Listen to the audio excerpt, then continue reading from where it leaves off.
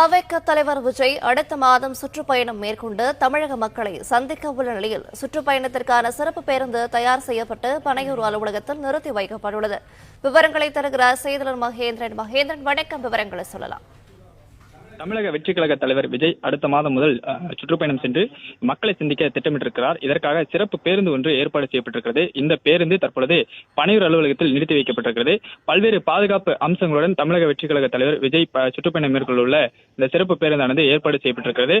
விஜய் மேலே எழுந்து நிற்கும் பொழுது அவரை ரசிகர்கள் யாரும் தொட முடியாதவாறு, யாரும் கிட்டே நெருங்க முடியாதவாறு தடுப்பு இரும்பு கம்பிகள் போன்று அந்த பேருந்தை சுற்றிலும் மேற்பகுதியில் அமைக்கப்பட்டிருக்கிறது. கடந்த முறை கோயம்புத்தூர் விஜய் சென்றிருந்த பொழுது அவர் சுற்றுப்பயணம் கோயம்புத்தூரில் ரோட் ஷோ நடத்தினார். அந்த ரோட் ஷோவின் மீது சென்ற அந்த பேருந்து மீது ரசிகர்கள் எல்லாம் மேலே குதித்து விஜய் நெருங்க முயற்சித்தார்கள். தற்பொழுது அதனை தடுக்கும் வகையில் தான் இந்த இரும்பு கம்பிகளாலான தடுப்புகளானது இந்த விஜய் எழுந்து நிற்கக்கூடிய பகுதி சுற்றிலும் அமைக்கப்பட்டிருக்கிறது.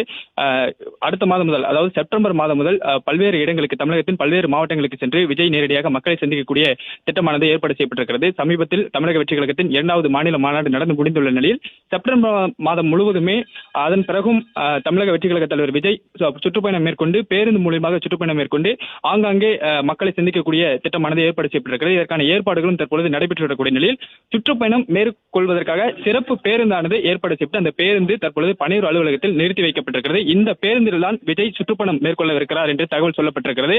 இந்த பேருந்தானது சிறப்பு பாதுகாப்பு அம்சங்களுடன் பல்வேறு பாதுகாப்பு வசதிகளுடன் ஏற்பாடு செய்யப்பட்டிருக்கிறது. விவரங்களை வழங்கியமைக்கு நன்றி மகேந்திரன்.